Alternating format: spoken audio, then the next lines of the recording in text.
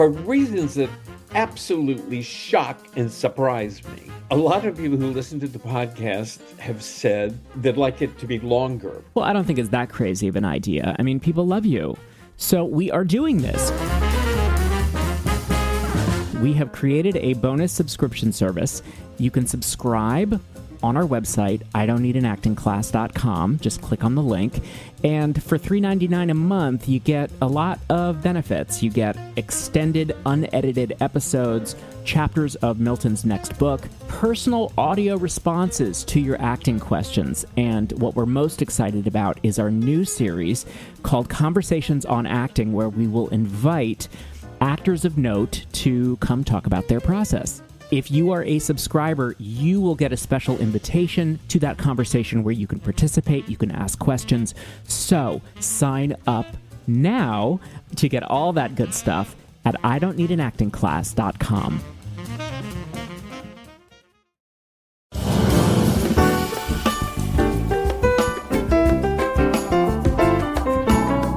Welcome to I Don't Need an Acting Class with Milton Justice.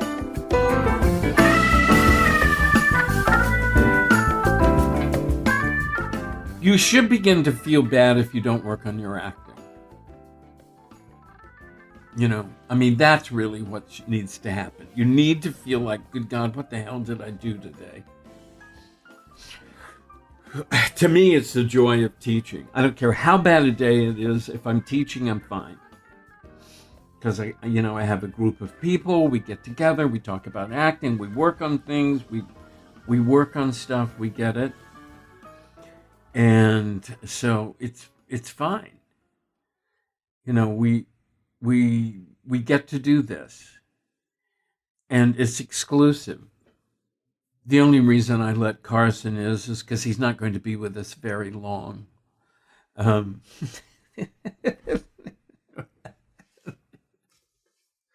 No, he was another one of those people that wrote, well, first of all, he's friends with Caleb.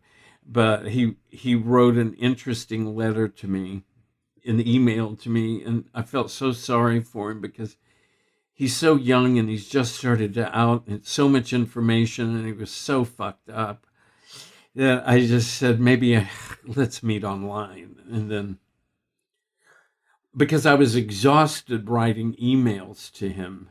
My God, it's his email. The first email I wrote to him is a book. You're investing. You're saving him before it's too late. I know. Well, that was the whole thing. I even said to him, you're going to go back to school and you're going to hear a lot of confusing things. Just, call in sick and drop into class one day. We'll sort it all out. Anyway, yes, Farrah, you had a question. I love your questions. No, I didn't have a question. I was going to say, if he'd been in our class longer, he wouldn't have missed one, even if he was working. That's actually not true. Oh, I totally think so, because I think any level of actor sitting... No. But he's doing a 6-part mini-series. I mean, the poor motherfucker works from like 6 o'clock in the morning till 10 o'clock at night. So, I mean, we're talking about that's... when work gets in the way of class. Anybody else have any comments, any thoughts? Yeah, Kara Hope. Something that's really clicked for me and why I love exercises so much, it's because it's building that foundation. And so our bodies and our brains know that, okay, if you're on set and you need to visualize something that's not there, it automatically goes back to what it knows, all that training, all those exercises. It's like, oh, I've done this before. So it's there's such a joy in building a strong foundation because it will always carry over in ways that you don't even see. I think that's really the important thing. It's not specific. I always try to make it clear how an exercise will later apply. But it's interesting how not specific it is. It's almost like the subconscious. It just goes in the back of your subconscious. And you have no idea where that came from. To me, the surprise in the work is always so interesting to me. I mean, I've always said, it is kind of muscle memory, but also it's not just that. I think it's also uh, we know more than we think we know. I've always sort of felt like it was Stella hovering around me, feeling sorry for me, and so that she would then periodically would say, I'm going to give him that moment. Because I periodically come up with stuff and think, God, where the hell did that come from? I mean, it's like I surprise myself. And I realize it is because I really do know all of this stuff. Class is interesting to me. Actors are interesting to me because you all have different problems. Every single one of you has different problems. If we work on monologues, if we work on paraphrasing commencement exercise speeches, it doesn't matter. It's interesting because Farrah's going to be different than Kara Hope. Everybody has something different. And there's no right and there's no wrong. There's only we're trying to understand it. And I can't come up with all of it. That's the joy of class. I can't come up with all of it. Some of you do sequence of thoughts and you easily go from one thought to the next. So then I don't have to know what the transition is from one thought to the next. Then somebody else doesn't. And so then I have to point out that there's a thought that leads to another thought. And that leads to another thought. And you have to, and so you say, oh, that's good. But somebody else didn't have that problem. So we didn't deal with that concept. Otherwise, it's all theoretical. So anytime you work in class, it's not just for you, it's for everybody else. I mean, I could very, very easily, I don't, but I could, and sometimes I do, I could very easily turn to the class and say, what do you think? What worked? What didn't work? That's what it's like to go to the theater with me. There was no such thing as going to a play. It was only going to class. But I mean, that's what you want. That's what happens when you work on it.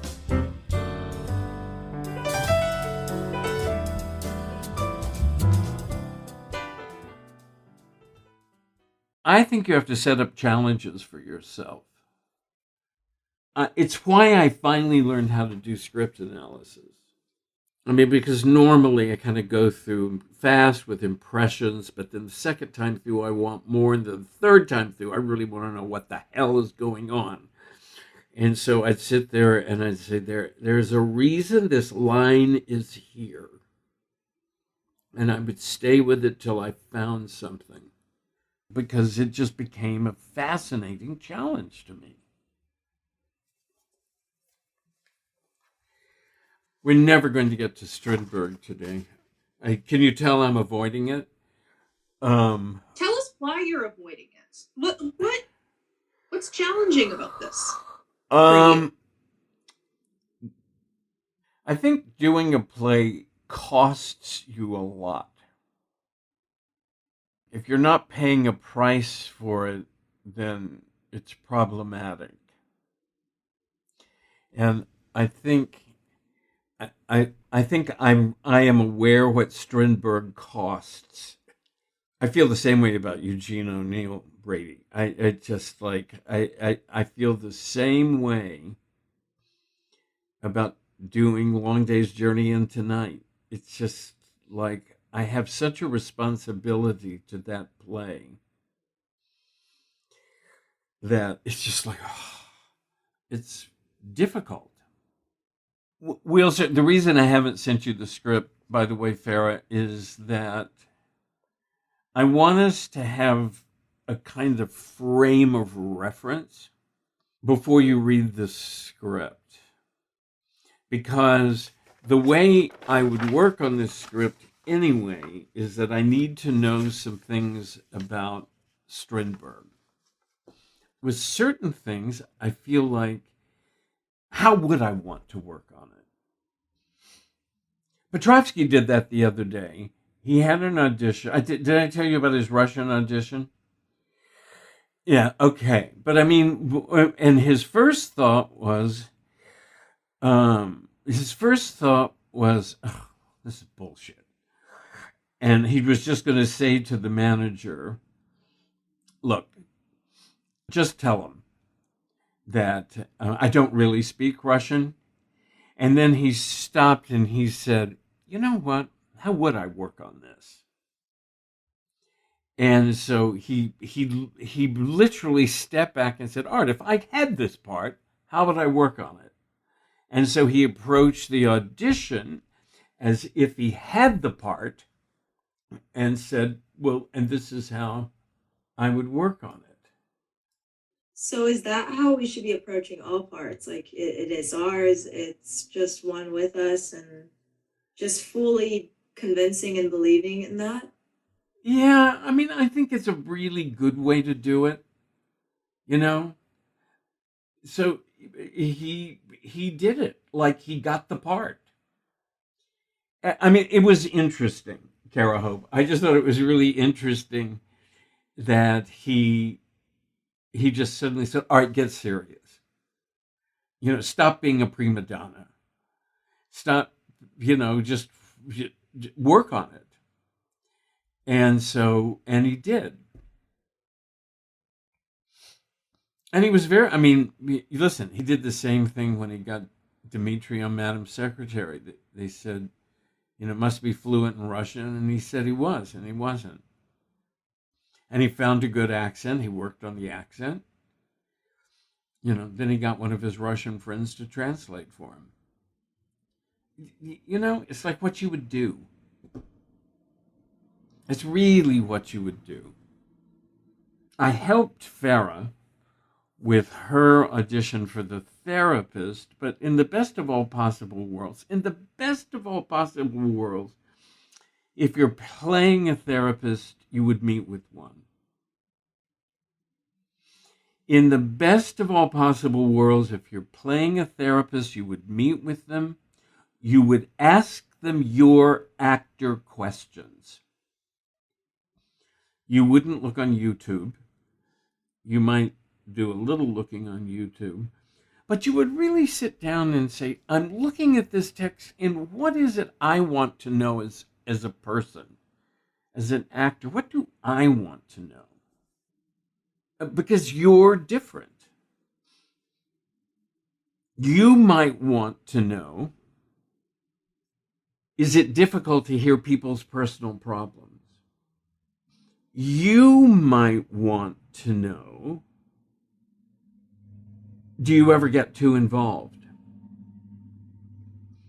In other words, if I were playing a therapist, those are the sort of things I might want to know. Do you ever cross a line?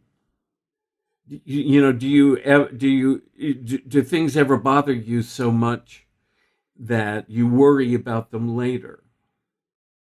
In other words, you have your questions. So it's like me being an acting teacher. Somebody said to me, do you ever worry about your students? And I know most acting teachers don't. Most acting teachers, they say, okay. And by the way, I've taught before. I have taught before where I think they were paying me $75 an hour. Maybe it was more. Whatever it was, $125 an hour. And all it was is I would sit in a class for 3 hours. And at the end of the class, I'd say, oh, God, one more day and I have the rent. I mean, it was like, it was that painful. And then periodically, you'd have a class where it was such a good class, you feel like you should pay them for being there. But, it's like that's... So the thing about it is, if you're playing somebody, you want to know those things.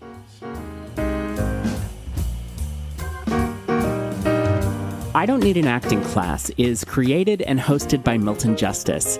Producer is me, Walker Vreeland, and director of online media is Evan Solers. Music is by Jeffrey Keyser, and for more info on Jeffrey's work, you can go to jeffreykeyser.com.